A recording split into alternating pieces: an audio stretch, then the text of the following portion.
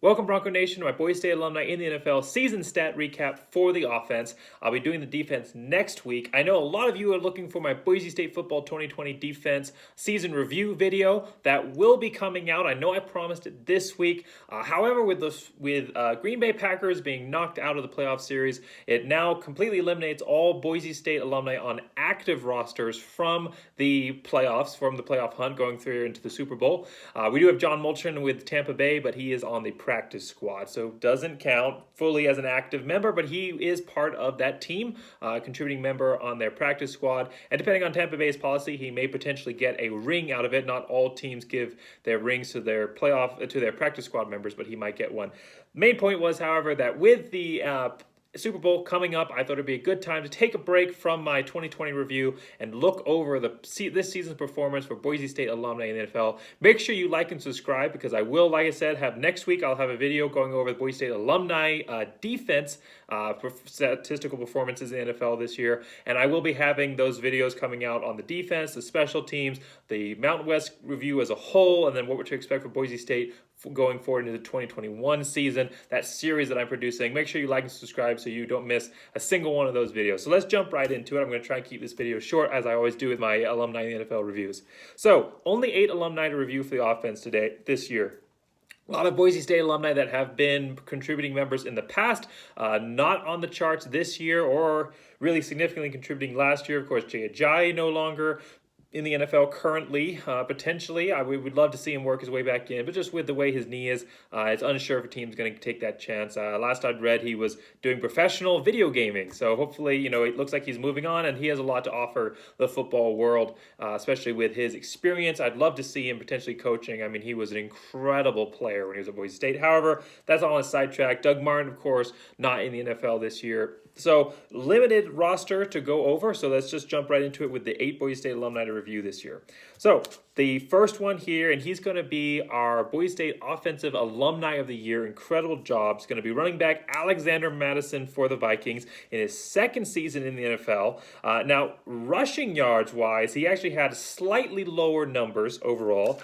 He appeared in 13 games. He rushed 96 times for 434 yards, averaging 4.5 yards per carry, and a long of 25 yards. All of those numbers are slightly down from last year, but he is up on 2 important categories. First off, he has more touchdowns rushing than he did last year. He has 2 rushing touchdowns versus the 1 last year, and he has 0 fumbles. So he had 1 fumble last year, 0 fumbles this year. Last year he had right around 480 yards rushing, but this year 434, so slightly down. However, his receiving yards way up. So he was 13 of 15 targets, so he caught 13 receptions, up from 10 last year.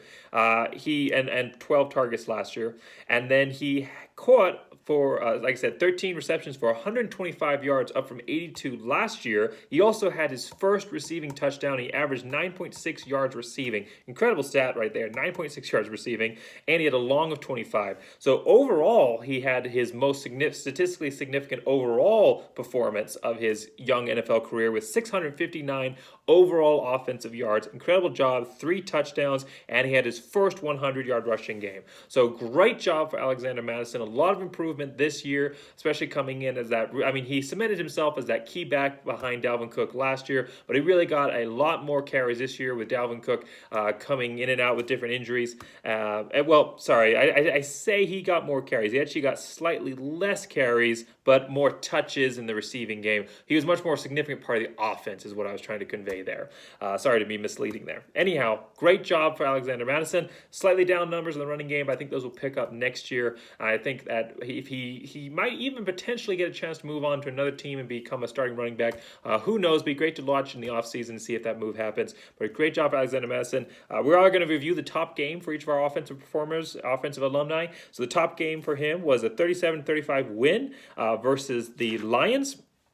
That was this last game of the season. Dalvin Cook was out due to a family emergency, and he rushed for 21 carries for 95 yards, 1 touchdown along with 20. He also had 3 receptions for 50 yards and a touchdown.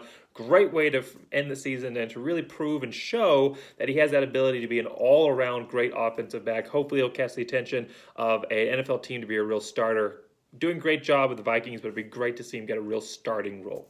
Okay, so Cowboys wide receiver Cedric Wilson Jr.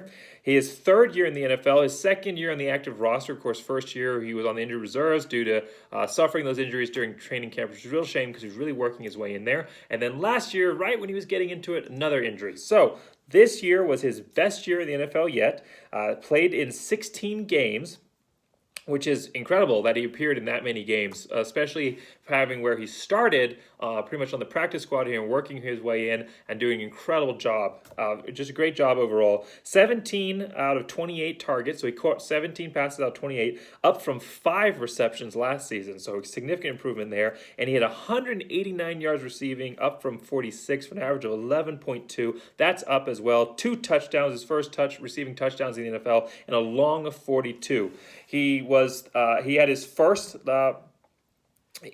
rushing. He also had his first rushing yards.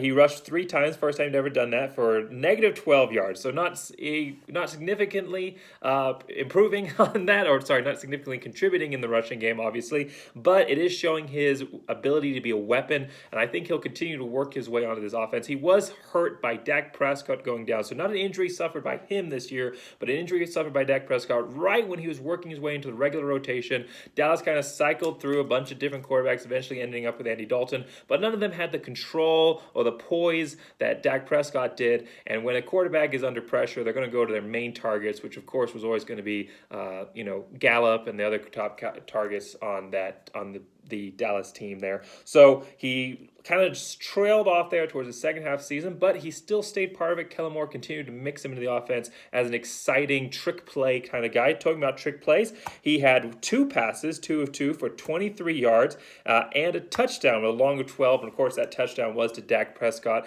on the old Philly special. So great job by Cedric Wilson. He also was active in the returning game with 5 returns for 20 yards and a long of 10, up from 2 returns last year. His best game was a 31-38 loss versus Seattle, where he really exploded onto the scene with 5 of 7 receptions for 107 yards, average of 21.4 yards. That's when he got his 2 touchdowns, and he also had a long of 42. So great job by Cedric Wilson here, really improving. I think he's shown what he has. He has ability. May not have the height that a lot of receivers, or really necessarily the top end speed, but he has the smarts. He's great route runner. So I think he is going to show that ability to continue to improve and work his way more solidly onto the roster next year. All right, Eagles wide receiver John Hightower in his rookie season here. He played in 13 games. He spent he spent about 3 games there in the bad graces of Philadelphia as a active scratch. So he wasn't hurt, he wasn't injured, nothing going on there, but he just didn't get played. So he was just didn't accompany the team to their didn't dress for the team. So he kind of worked his way in and out. He kind of had about that rookie season there, especially considering that with COVID and everything, he didn't really get that practice time to work his way into the team. I think that definitely hurt him. And he seemed to maybe have had some personality issues potentially with the coaching staff there. However, he did end up playing in the last few games there. Even though he didn't record many yards or stats, I think he dropped the passes, or they were just not well thrown, whatever it was. I think he was 0-4 last game there. So not a great job necessarily coming in the last bit of the season, but he did come back into the good graces of the team, continue to play. His real issue was early on, he didn't catch the ball like we've seen him at Boise State. He had a lot of issues with those short passes. Great in the long game, but he wasn't the reliable target that he was at Boise State. And I think a lot of that was just working his way into the system and getting nerves worked out and that kind of thing, just getting used to the tempo of the NFL. The way a different quarterback throws the ball, all of that could have played into that. I think that he'll definitely come in much stronger next year. However, saying that, he had a pretty good year, especially with those long passes. He was 10 of 29. So the 29, he was targeted 29, only caught 10 of them. But those 10 catches he did have were for 167 yards, average of 16.7 yards per game. And then he also had a 2-point conversion. So no touchdowns, but he caught a 2-point conversion. And he had a reception long of 59. So he was a really great deep threat for the Eagles this year, but not so great in the intermediate and short game, which we know he has the ability to do. He just didn't necessarily step up to that this year, but I think he will in future seasons. I think he has a definitely potential to have a great career ahead of him, just if he didn't necessarily reach those heights that he's capable of this season. He also rushed the ball one time for 1 yard. His best game was against New York Giants, New York Giants in October, 22-21 win, where he had one catch of 2 targets for 59 yards. So he was kind of spaced in and out throughout. He didn't have any like those big number games like Cedric Wilson had that one big number game, but he was used consistently, or they attempted to get the ball to him.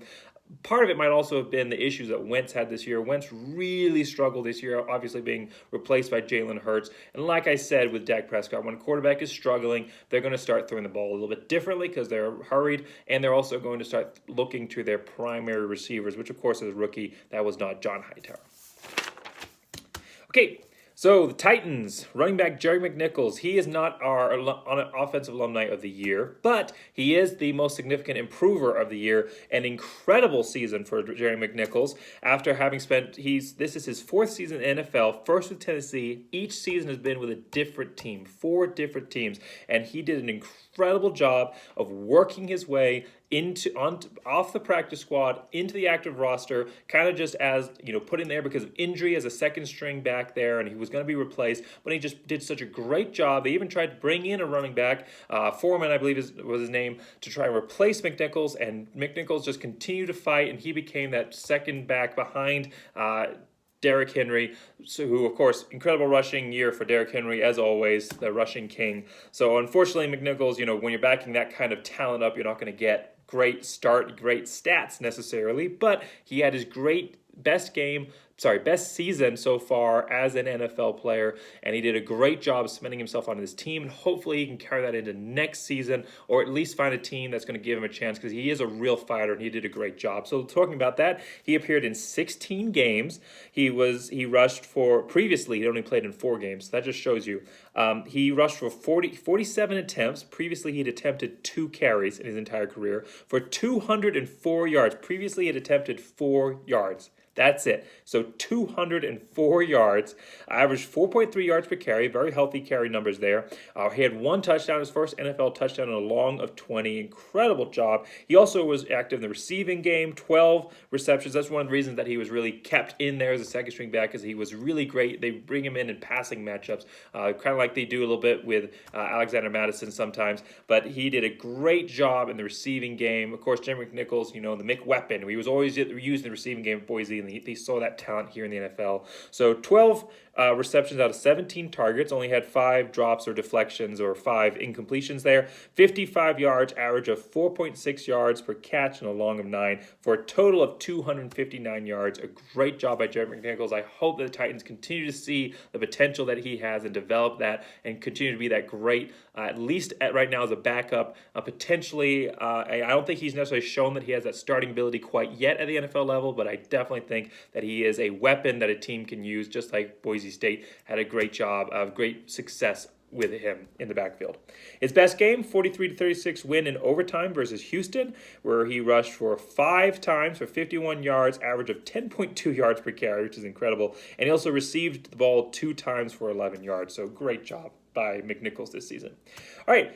Quarterback Brett Rippon, Broncos. Very surprising to get to see stats from Rippon this year. Second season in the NFL. Of course, when Locke went down with his wrist injury, I believe it was, his wrist injury, Brett Rippon was able to step in. He played in 3 games this year. So he replaced the backup to Drew Lock in the game right before the Jets. I'm struggling. I think he was might have been playing the Buccaneers. I'm struggling to remember who exactly he was playing at the time. However, that was his first real snaps that he got there. The first snaps to create snaps and stats. There you go.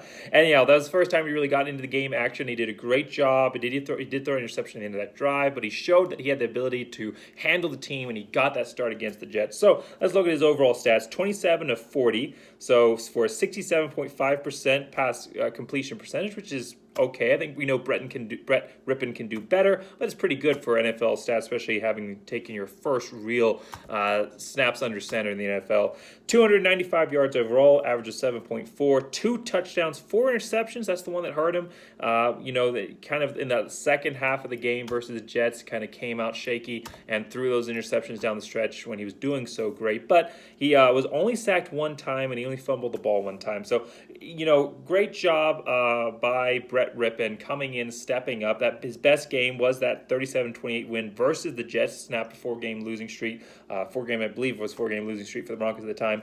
19 of 31 in that game, 242 yards, so most of the yards he got on the year. 61.3% passing percentage there, 7.8 yards per attempt or per completion for 2 touchdowns, 3 interceptions, and he had a long of 48 yards. So a really great job stepping. I think Brett Rippon definitely showed that he has the ability to at least be a good backup quarterback, which of course is what the Broncos did. They didn't try to find any other backups after that. They stuck with Brett Rippon. Hopefully they do that next season.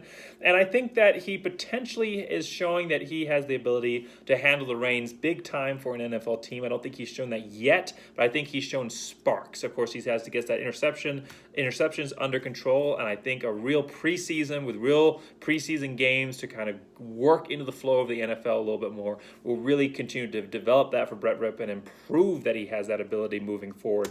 So hopefully he can get that under control, just kind of like John Hightower is, adapting truly into the NFL in his second season, really first time taking real snaps there for the Broncos. I think he was a great quarterback for Boise State. I think he has potential to be a good quarterback in the NFL as well. He just needs a little bit more development. But great year for him. Great to see stats here after not performing in a single game. In fact, he spent most of the season last year on the practice squad. So great to see him in the NFL getting stats.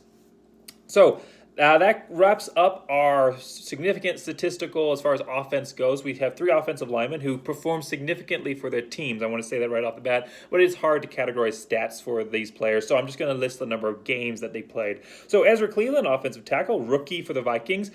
Great job. Probably if we were going to award a rookie of the year, it'd definitely go to Ezra Cleveland. 13 games played. Offensive tackle Charles Leno Jr., 7th season playing with the Bears, and the Bears actually went through the playoffs, so he's one of the few Broncos that him and McNichols, I believe it was, McNichols and Charles Leno Jr. that actually went through into the playoffs this year for the offense. So 16 games played. Great job by Charles Leno. I know he missed one game due to an ankle injury, but 16 games played overall. And then center Matt Paradis, 7th season, 2nd season with the Panthers, 7th season overall, 16 games played for him. So hopefully we get more Boise State Broncos. So for the Boise State Broncos that we talked about here, stay on the active rosters for next season. It will be a long offseason, see what happens in trades and the draft and everything else like that. But hopefully we can add some more offensive Broncos, look at this list next season.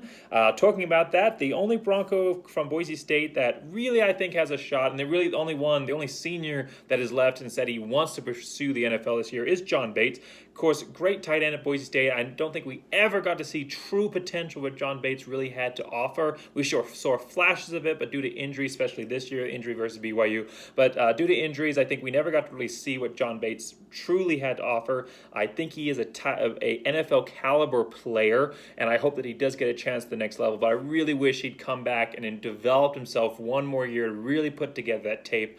But I think he's kind of judging the table, looking at how many players are deciding to come back, deciding that, if he wants to get drafted, that's his goal, his dream to play in the NFL. This is probably his best time to do it. He has given all 4 years to Boise State. This is a senior with a chance to return due to the COVID who chose not to take it, so I don't fault John Bates here at all. He's not jumping the ship early. He gave his 4 years. He worked hard for the team, and now he's trying to go out there and get a little bit of cash and, of course, compete at the next level, and I do not fault him for that at all. That should, of course, be, I think, the goal of every player who plays at the collegiate level should, of course, be shooting for that NFL goal, and he definitely did it the right way, putting in his 4 years. So congratulations to the career that John Bates has had. I wish him all the best of luck going forward, and hopefully I get to talk about him next year when I'm going through my statistical reviews each week. So there is one player I didn't mention, and he is going, like I said, John Mulchin, and actually I mentioned him at the beginning, so sorry, I did mention him. But like I said, John Mulchin on the practice squad this whole year, hasn't been activated to the active roster. We could potentially still see him activated for the Super Bowl. That'd be great. If not, though, best of luck to him there as far as getting a Super Bowl ring. We really hope that if Buccaneers do win that game, that they choose to give it to their practice squad players, as other teams have in the past. So best of luck to the Buccaneers. That hurts for me to say that because I'm not a Brady fan, but best of luck to the Buccaneers because it would be great to see John Mulchin get a Super Bowl ring there. So that concludes the wrap up here, the offensive wrap up for the Boise State players in the NFL. Next week, I will have the defensive review of the Boise State alumni in the NFL coming out, and then after that, probably the week after that, I'll get back into my series here reviewing the Boise State 2020 football season. So make sure to like and subscribe again if you enjoy these videos, so you can make sure to get more of this Boise State focused analytical content. And I look forward to the Boise State football players getting to review all of them, of course the team each week, and of course the alumni in the NFL next season. I'll see if I do something about the draft. It depends, I guess, how many players get drafted and what their potential may be. I may do something about that. Otherwise, next time we'll be talking about the Boise State alumni in the NFL will be start of next season when we start talking about what Boise, or I guess this season, but here in several months to come. Football season can't come quick soon enough. Make sure you join Bronco Nation Updates. Over 8,000 members. Great place to wait out the rest of the off season here, getting ready for football season this coming year. So make sure to join Bronco Nation Updates. And as always, hashtag cancel the College Football Playoff Committee and go Big Blue.